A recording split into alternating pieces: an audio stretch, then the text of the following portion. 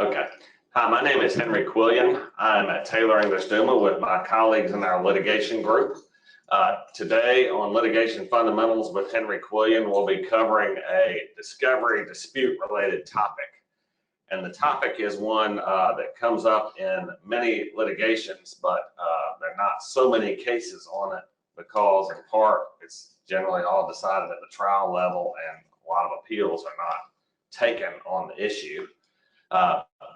But the issue is there something in the litigation where one party wants the information from the other and it appears that it's within the scope of discovery based on the pleadings that have been presented, and arguably it could conceivably be relevant someday in the litigation, but the opposing party or the one that's been requested to provide the discovery does not want to provide this discovery for one of a number of reasons, which could include privacy issues, burden,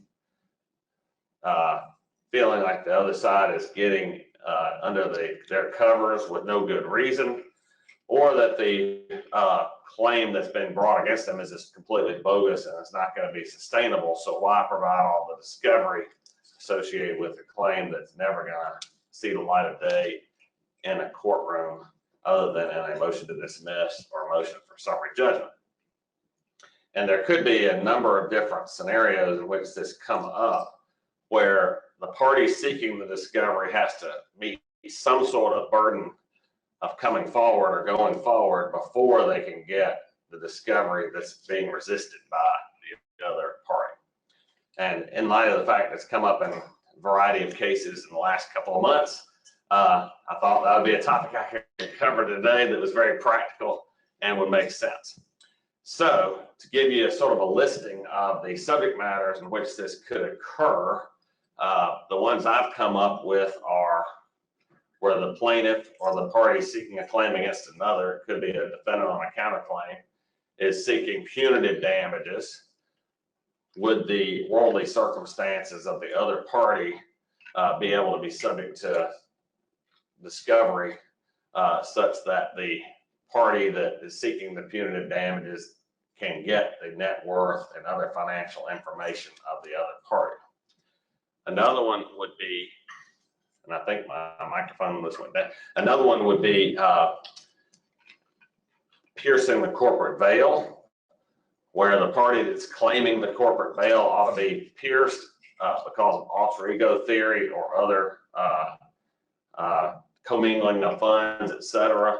Should the party that's claiming piercing the corporate veil of the other opposing entity just have free reign to look into all the books and records of the party that allegedly has not maintained the corporate veil in the manner it should have?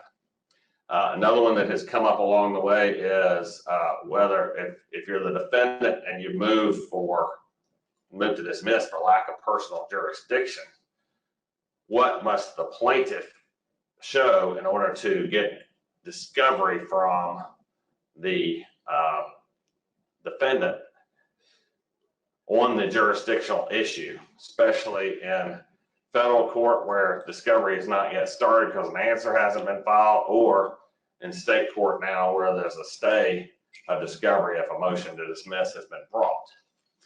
And then finally, circumstances where you may have a bad faith claim or a willful infringement claim in patent cases, or a bad faith claim, for instance, in an insurance coverage case where there needs to be additional discovery from somebody who otherwise wouldn't be subject to providing discovery in order for the plaintiff to establish whether, for instance, an investigation has actually taken place by a surety before it denied the claim.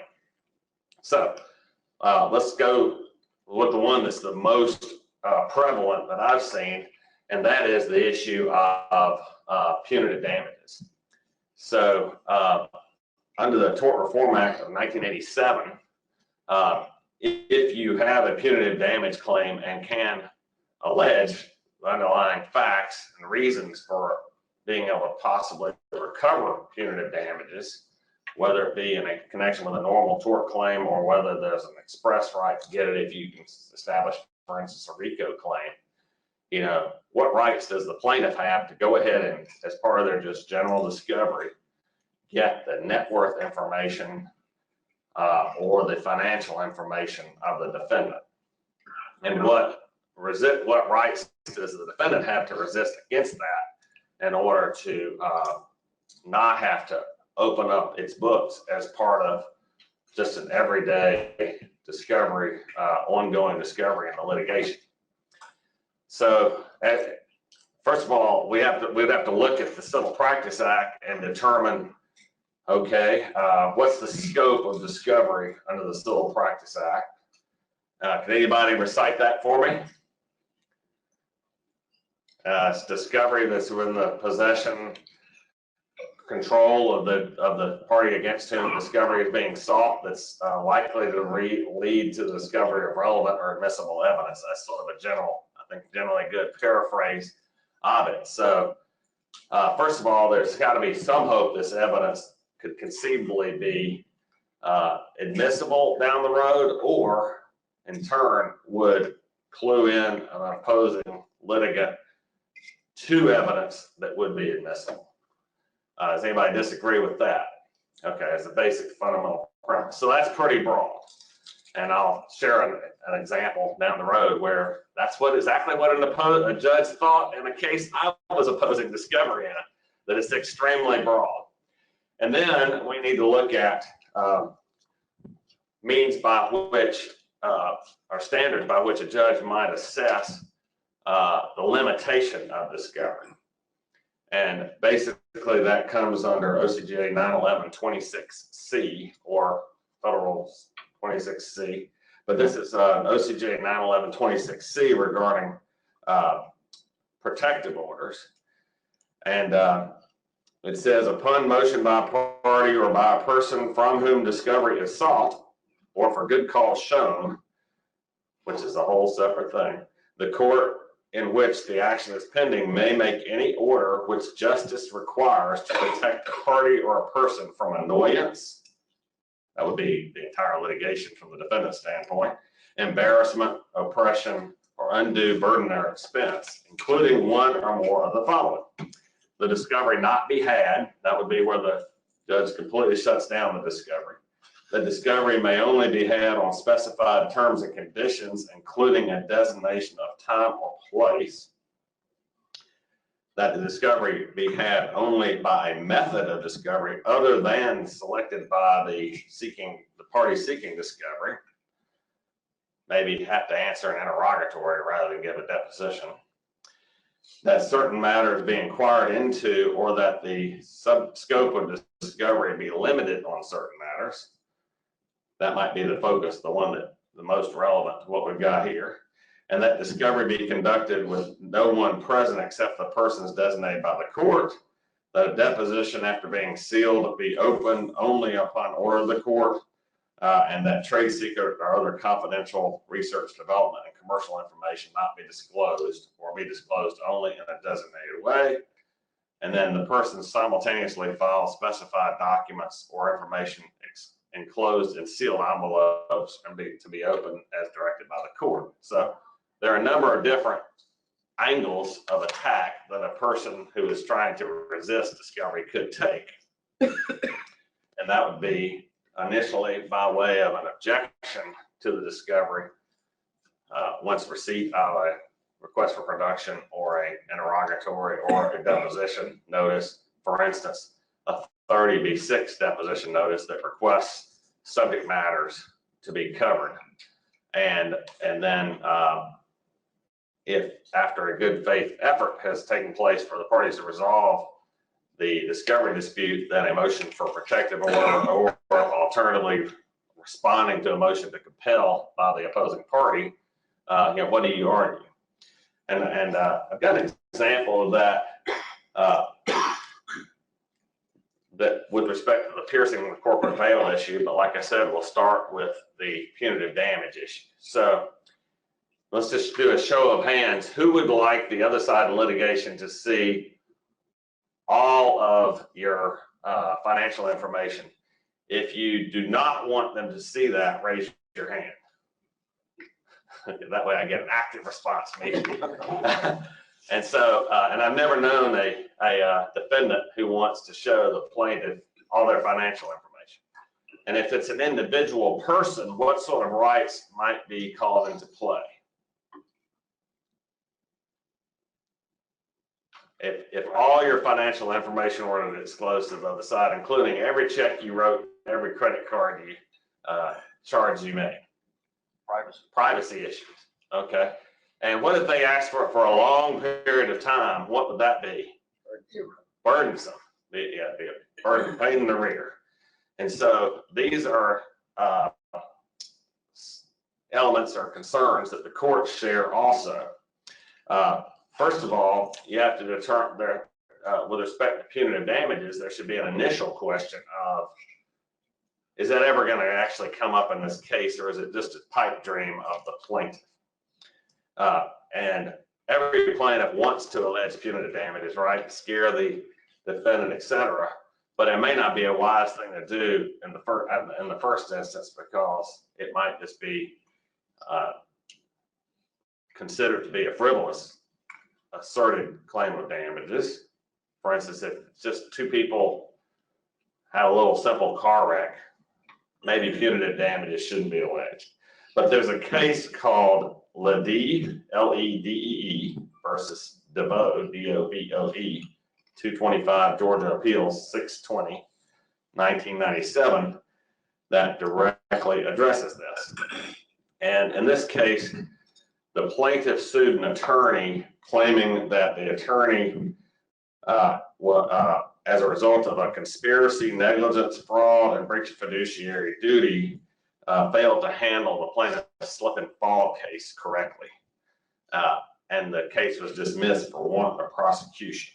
And so the plaintiff saw all the tax returns and everything of the defending attorney regarding, in order to establish the damages and the malpractice claim that had been sought. And the question was whether, upon a motion for protective order by the defendant, did the defendant have to provide all this financial information to the plaintiff.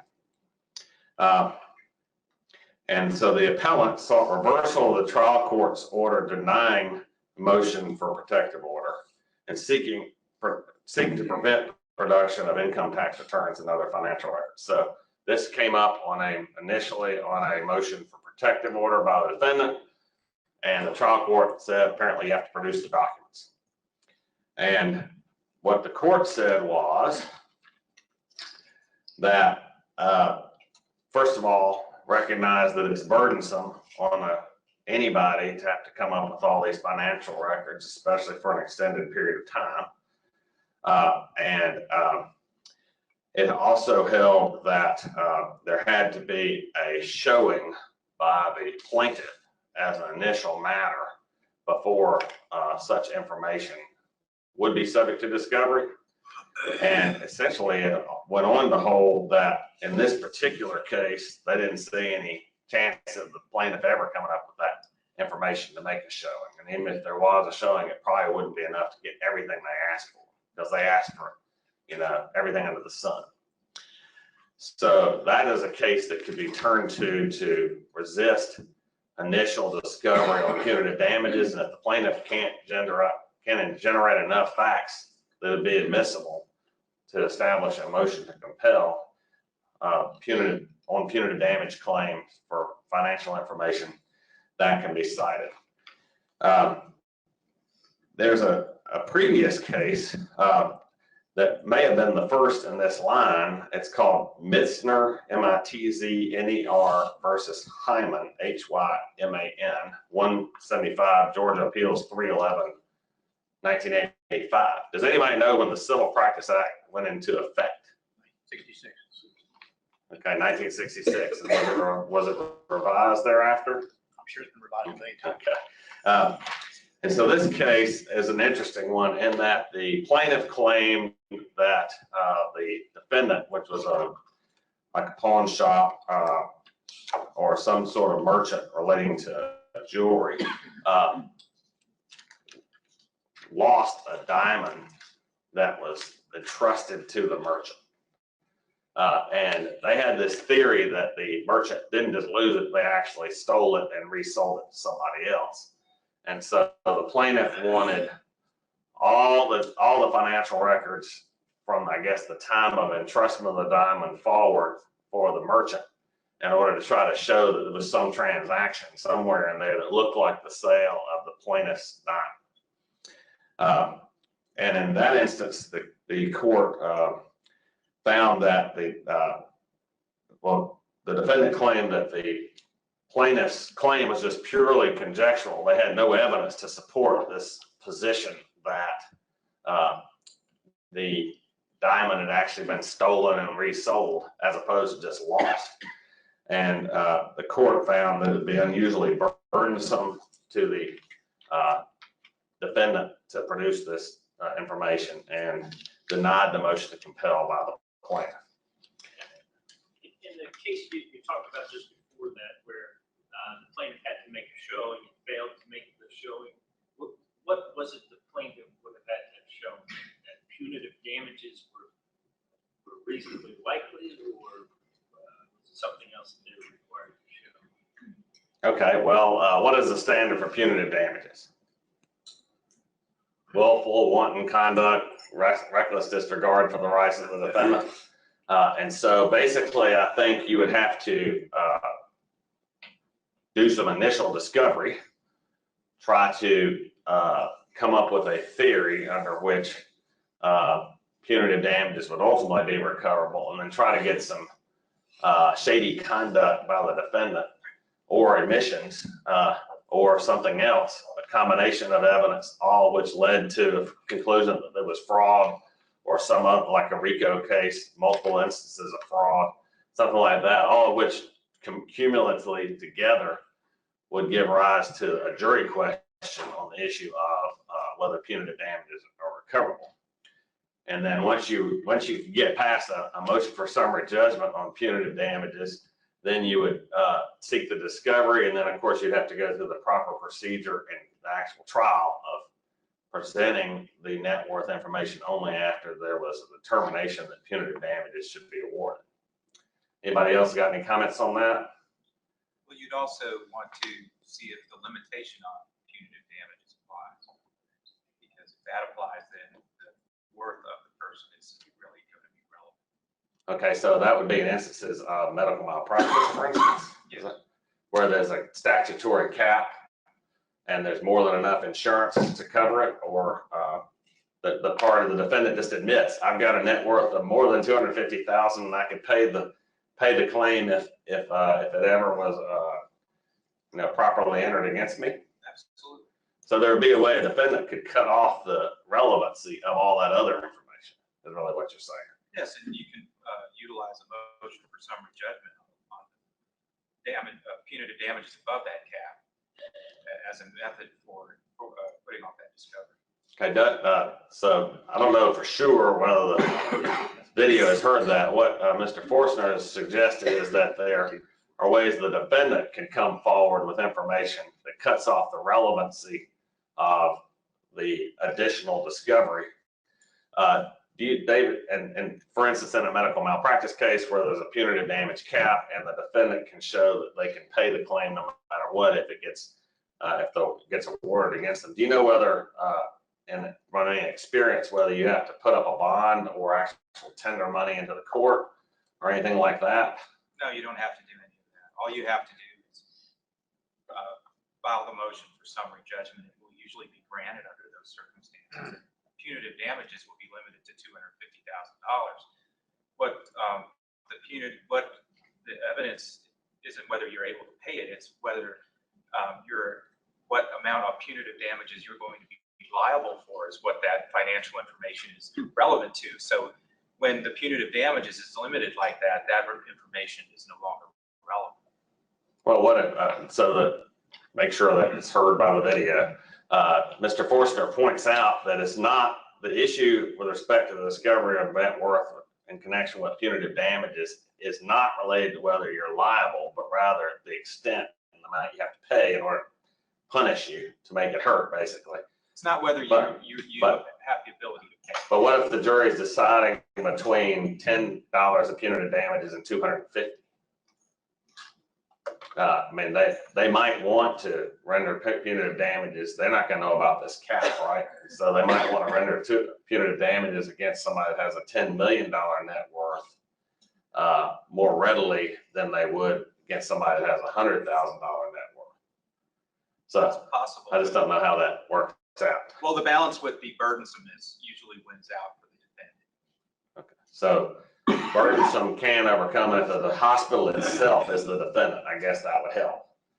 Because it's not going to be unlikely, it's going to be very unlikely that the hospital would be considered to be, by a jury, would be completely insolvent. Although it might be. Or a practicing medical doctor. Maybe. Okay. There's also a case called Holman versus Burgess, 199 Georgia Appeal 61, 1991 case. And the landlord appealed an order compelling discovery of the land into the landlord's financial condition in a tort action against the landlord for damages after the landlord allegedly unlawfully trespassed on a rented premises and destroyed the tenant's personal property. And in that instance, the Court of Appeals, quoting the first case I talked about, determined that absent a factual basis for the punitive damage claim, in other words, it looked at the underlying substantive evidence relating to the alleged liability,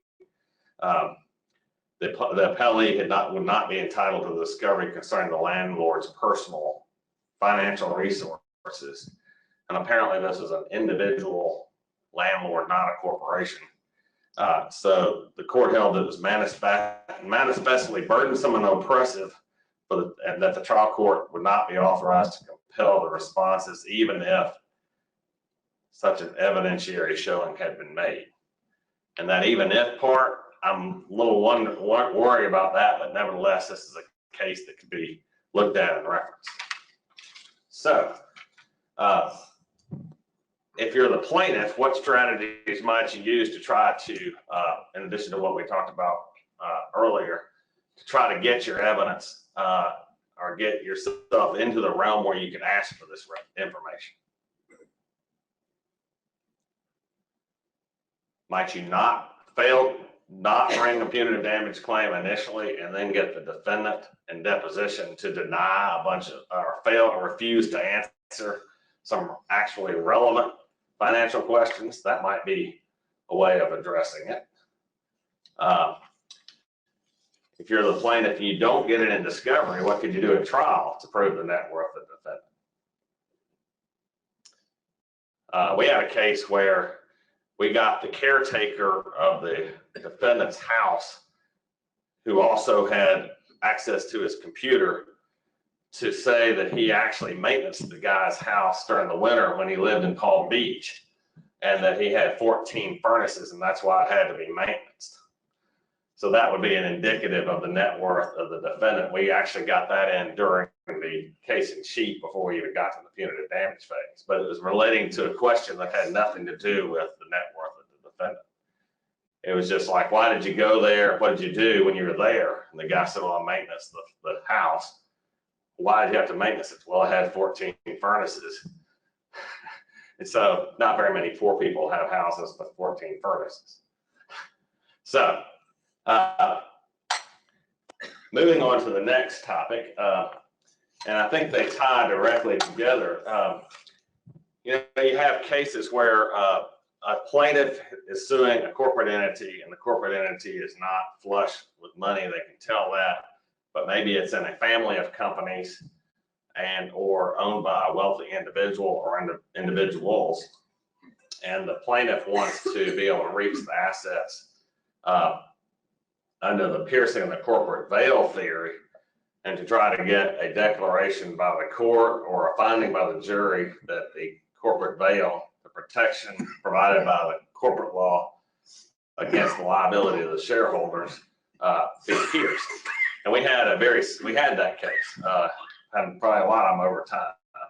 I had one several years ago where a contractor in 2012 entered into contract to provide steel to a project down in the Bahamas, and they subcontracted with an entity to supply that steel to them. In other words, subcontractor agreed to supply steel, and then they subcontracted the fabrication and everything.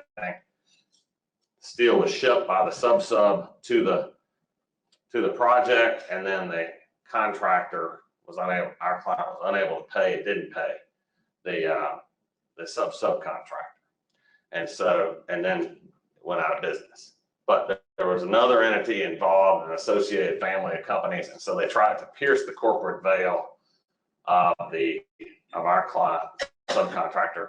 And what they asked for was every imaginable thing under the sun, discovery-wise, including all their financial records back to 2005. Remember the 2012 contract, and they wanted to know every distribution that had ever been made from the company over time, every transaction that had ever taken place, anytime any money had gone from one company and the family of companies to another company. So we objected to the discovery, said it's overly burdensome. It would have cost an absolute fortune for somebody to try to pull that together. The other side moved to compel the discovery. And we wrote I thought, a fantastic, persuasive brief regarding all the reasons why this discovery should not be had. And I will say also, the plaintiff, when they sent us the Rule 6.4 letter, the good faith letter, they only identified like 5 or 6 out of the 25 interrogatories they really wanted answered, and only 8 or 10 of the request for production, instead of the entire thing. In other words, negotiated and yielded some reduction of the items in dispute with respect to discovery. And so then they moved to compel, and what they did was they attached the good faith letter and said, this is what we want to have compelled. Well, we go down there, we hear the whole thing, have very detailed briefs, show that they're really the only fact that this plaintiff had to establish that there was any possibility of piercing the corporate veils, and that the two companies at issue were in the same building. So they were relying on, and I drew a chart and I said, this is the only fact. I just drew the piece of the property and I said, they're in the same building. And that's it. That's all they had to show, that there's any interrelationship between these companies as far as financial or anything. Well, the judge issued this ruling not very long after the motion. This case currently before the court on defendants and non-parties motions for protective order, which is filed in this court on November 27th. The motion asked for an order which would limit the scope of depositions of the defendants. The standard for determining discoverable evidence in Georgia is that the deponent may be examined regarding any matter not privileged, and that is not the ground for objection, that the testimony be inadmissible at trial if the testimony sought appears reasonably calculated to lead to the discovery of relevant or admissible evidence. Travis Mead versus Ashworth, 193 Southeastern 2nd, 166, 1972. Under this standard, the court finds that a protective order limiting the scope of depositions in this matter requested would be counter to the purpose of discovery. Therefore, the protective order is denied. So the court in this instance didn't designate which discovery, and it also issued a order on the motion to compel by the plaintiff that was just the exact same thing, basically. And then in order that the defendant respond to all the discovery within 25 days, including present for the second time a 30B6 witness on the notice of deposition, which had like 100 topics on it. Well, we were not happy with that ruling. And one reason why we realized, well, the court has ordered. It basically says everything, discovery allows you to get into everything of the opposing side so long as you plead a case against the other side. and this was a very senior judge. We made an emergency motion to clarify the order. That's what we called it. Emergency motion to clarify the order of the court, stating, hey, this is supposed to be a ruling on a discovery dispute, and there are only these limited number of interrogatories, limited number of requests for production, and limited subject matters under the deposition that the party on the other side, the plaintiff, is seeking to compel. And that, of course, put it off for 6 or 8 months before that was ruled on. We go down there, argue again. Basically, the judge says, oh, I'm sorry, you're right. I only order those ones that were in dispute to be answered. And see, the plaintiff had already applied its own logic and had determined it better not ask for everything, because it's not going to actually get the judge to grant everything. But of course, in the meantime, they had taken, after the order came out, had taken the position that, oh, that means every single discovery question we've ever asked has to be answered. And so there are things you can do if you stick to your guns to try to narrow the discovery sought by the other side. And the court, While you're waiting for a second ruling from the court, did you go ahead and provide the discovery that you knew you owed? no. What was your justification for not doing that? The question is, during the time of the, well, we did actually designate the witness. That the court had ordered us to designate the witness. Certain interrogatories and document requests that the plaintiff wanted you to provide, and you lost on the motion to compel. Right. I guess I would have been concerned about not at least going ahead and providing that discovery while you were fighting about whether you had to provide additional discovery. Right, just to make sure that the videotape hears it. The question is raised, did we provide the discovery after we received the initial order that we knew that the court and the other side wanted us to produce, that were not subject to The motion for clarification. the motion for clarification? In other words, what the court, no doubt, without any doubt, had ordered us to produce, I guess. And what we did do in the motion for clarification is we designated the witness, which is one of the things we were ordered to do, who would appear for the deposition for the second time. And we did not put any restrictions on when the other side could actually hold that deposition. What we did not do is try to turn the company inside out and disgorge all the financial information, relying in that instance on the existence of the emergency motion to clarify the order. Now, was there some risk associated with that? Possibly. Would it have been actually possible to get our client to do what was necessary to cough up all the information that seemingly had possibly been ordered by the court, who, in our opinion, we thought had almost possibly had an entirely different case in mind when he was issuing the order? I don't think we could have gotten our client to do it if we wanted to. One way or another, it came out fine. We ended up getting a much narrower order, and then we went about doing what the court had requested us to do. And it ended up, well, in that instance, one of the reasons why the client wouldn't very likely do this, they were actually on the verge of bankruptcy. I think they eventually filed for bankruptcy. And so we didn't want to go out of control, spending time and money defending that circumstance. Okay. So on piercing the corporate veil type issues, there's surprisingly very few cases out there from the appellate level reaching decisions on the limits of a plaintiff's ability to get, and the defendant's ability to resist broad discovery on this piercing the corporate veil issue. However, I think these other types of situations can be used as a parallel argument. The burdensomeness, anything that might tend to yield to the privacy of particularly the shareholders who are real people. For instance, an LLC, a lot of them are to some degree pass-through entities. Like if one of our PCs were to get subpoenaed, we can argue, well, that goes directly into our own personal information. We could try to claim that that was the privacy issues involved, and that it would be unduly burdensome to produce this information. And so, and then use this case relating to the merchant who allegedly lost the diamond.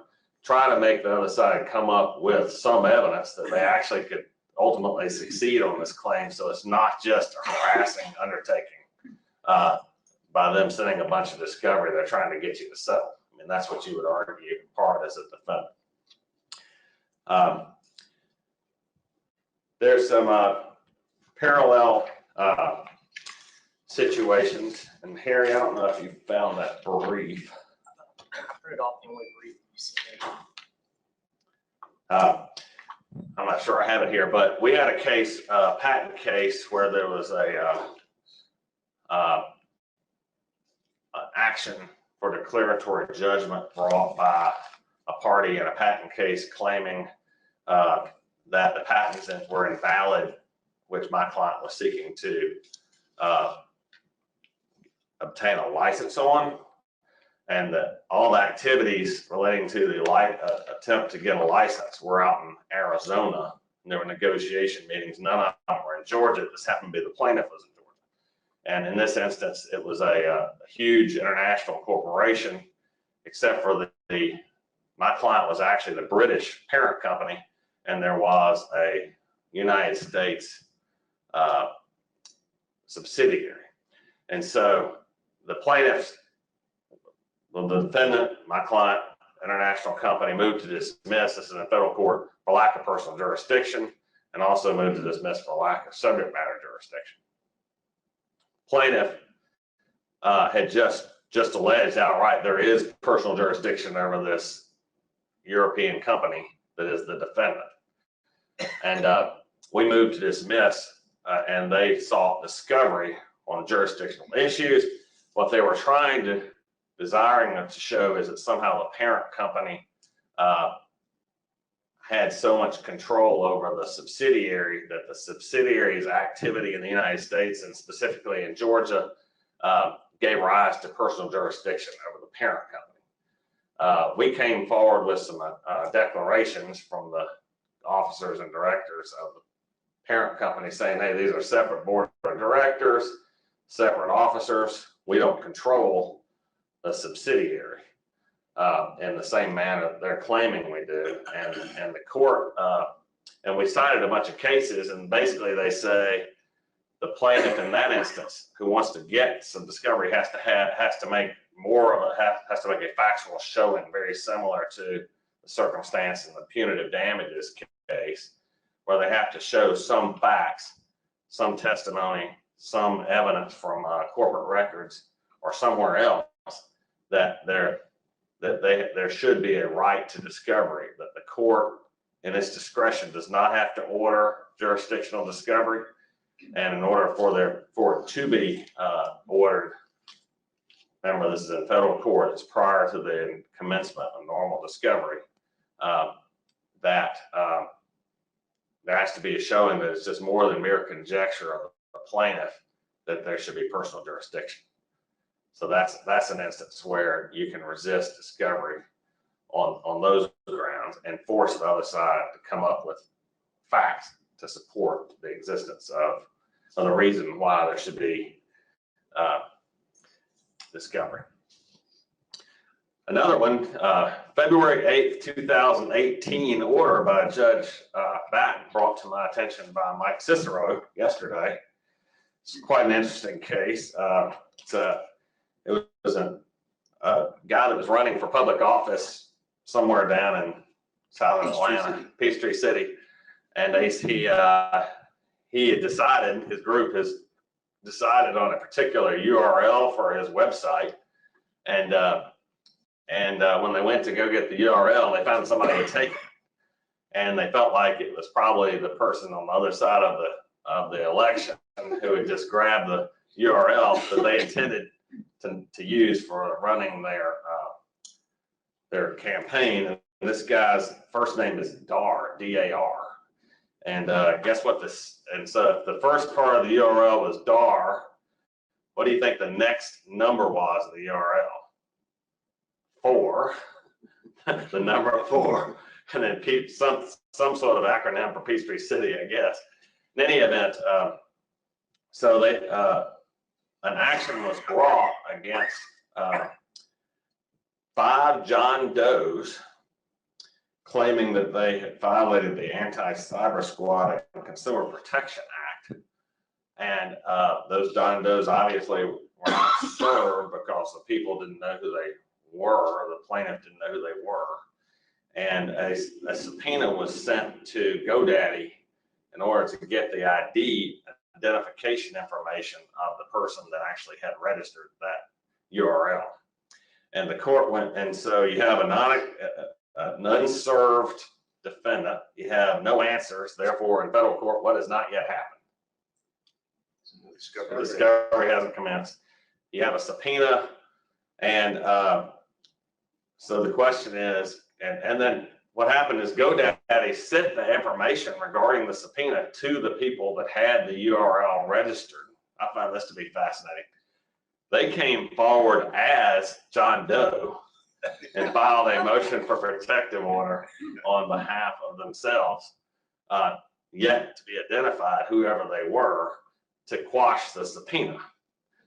And so you got sort of a bizarre circumstance that is recognized by Judge Batten as being reasonably bizarre. And he initially, and then there was also a motion for early discovery made by the plaintiff seeking to get this information. But with respect to the issue of whether the early discovery could be taken, the court made this finding. It says, however, a court may allow early discovery upon a showing of good cause. That's Arista Records LLC versus Does 1 through 7, 2008 case from the Middle District of Georgia. In order to demonstrate a good cause for early discovery for purposes of discovering a registrant's identity, courts have required that parties show: 1, the person or persons sued are real. That could be interesting. And 2, they have taken steps to locate the elusive defendant.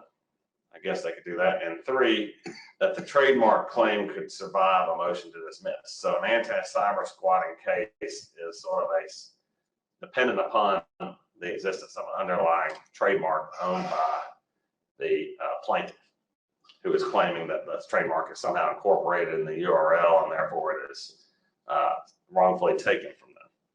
So the court found, well, these people are definitely real because whoever they are, they appeared to file a motion for a protective order.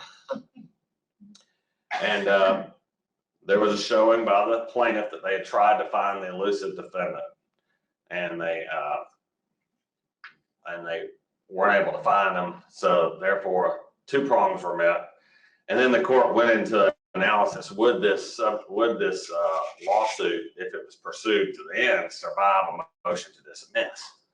And because you have to have a trademark, which is being cyber squatted on, I guess. And the court went through a long analysis and determined that the plaintiffs didn't actually own a trademark in anything like the URL that they were trying to protect. And so basically the court said, unless you can allege something differently, you're not going to get this discovery. You're not going to have, this case is not going to go forward. I'm going to dismiss the case. But there's an instance where the plaintiff has to make a showing in order to get discovery that they want out from a case. And there's one other type of circumstance where I've seen this type of necessity, and that is, let's say you have you've got a first party insurance coverage case or a direct claim against a surety, and under both the surety statutes and the insurance statutes, you can potentially have a bad faith claim against either the insurance company or against the surety if if you made a demand and there has not been a favorable response, and then you wait the requisite period of time, you can then sue on the claim and assert that there's bad faith. And does anybody know what the basic defense is of an insurance company or a surety to a bad faith claim? So the first line of defense. The underlying claim would not have prevailed. Okay, yeah, that would be the level one, that there's no claim to start with by the plaintiff, and so there can't be bad faith not paying a claim that didn't exist in the first place, or is not viable in the first place. And then the second one is that there has to be a showing that there has been a good faith investigation by either the insurance company or the surety, and that there's reasons why, and good reasons why, factually based, that they're not paying the claim that's been asserted. And so I've had this come up in a case where we were representing a general contractor against a subcontractor who had gone bust, performance bond surety. So in that instance, general contractor sues the surety for recovery because the subcontractor defaulted on the subcontract, and the general contractor wants to get the project finished and collect the damages resulting from the defective work of the subcontractor. And in that instance, we sued. Well, we made the demands and all that. Surety apparently did absolutely nothing. And then we sued, and during the course of litigation, we learned that we did make a bad faith claim because they had done absolutely nothing. And we learned that the lawyer who had come forward to defend the case was the only person who did anything whatsoever to purportedly investigate and report to the surety regarding the claim that had been made by my client. And so we were interested in, one, finding out whether he actually did anything, because there was no indication he had ever come onto the project to look at what had happened on the project, and that the work was good or bad or different. He hadn't hired a consultant or anything else. It was just the lawyer.